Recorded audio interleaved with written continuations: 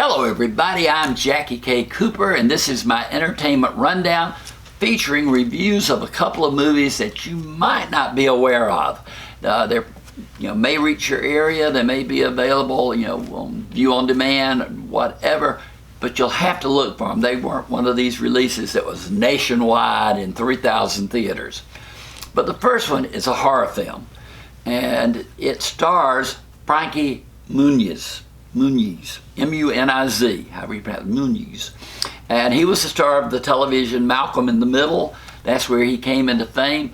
And in this film, which is somewhat 20 years after Malcolm in the Middle perhaps, he is still playing a guy maybe in his mid to late 20s, or at least that's the way it looked to me. He is a young looking, I think he may be close to 40 now, but he is really young looking, and he is the only star of the film. There's another actor that I'd heard of named Webb who plays his best friend in the film, but all the other supporting players I wasn't aware of. This is Frankie Muniz doing his all, and he is a young man who lives by himself, and he has personality problems. He's not able to communicate with people that well. He doesn't date that often.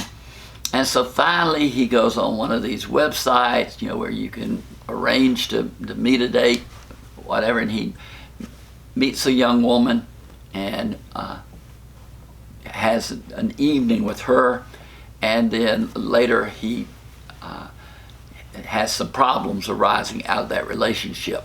But his problems are not just with that relationship, it's because he begins to realize that he has been cursed and that demons are coming after him. Now that's all your basic horror story, but Frankie Muniz really throws himself into this movie. I mean, he is dramatic, he's emotional, and he sells the character. He doesn't really, he's not able by himself to lift it up to be an outstanding horror film, but it is one that holds your attention. Kind of though when it's over with, you go, what was that? And there it is. But he does give it his good old college try. It's rated R because it has profanity and it has violence, and I scored it 5 out of 10 based on Muniz's performance solely.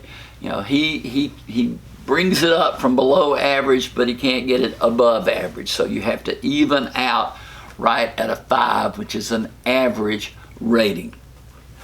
The other movie I saw was called The Parts You Lose, and it stars Aaron Paul and Mary Elizabeth Winstead and Scoot McNairy, and then a young actor named Danny Murphy.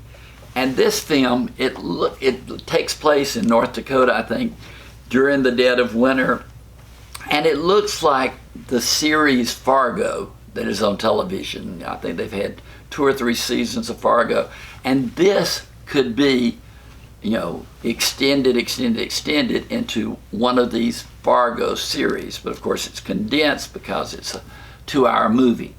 But in the town where this woman lives with her 2 children, one of which is a little boy, probably 10, 11 years old.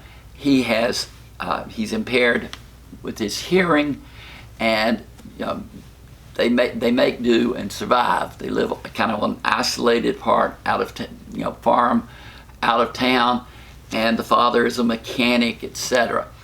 But there's a robbery in town, and there of course is a shootout and people are killed, and one guy escapes.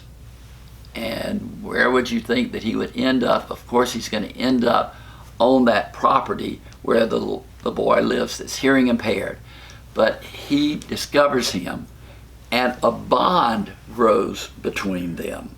And that's what the heart and root of the movie is this relationship between this little boy who's had a hard time adjusting to the societal world around him. His father does not know how to relate to him because he is hearing impaired. The father prefers to just ignore the fact that he needs to either learn sign language or taught to him directly so that he can see his lips. He does have some hearing.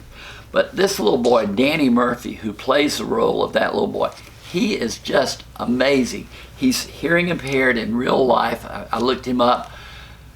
But still, to convey all the emotions that he conveys in this film are just super. Aaron Paul is a great actor, and Mary Elizabeth Winstead is also, so they're part of the group that create the substance and core of this movie.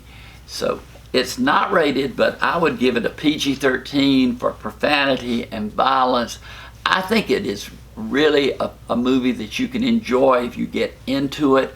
Like I said, it reminded me of the series Fargo, which is one of my favorite series on TV.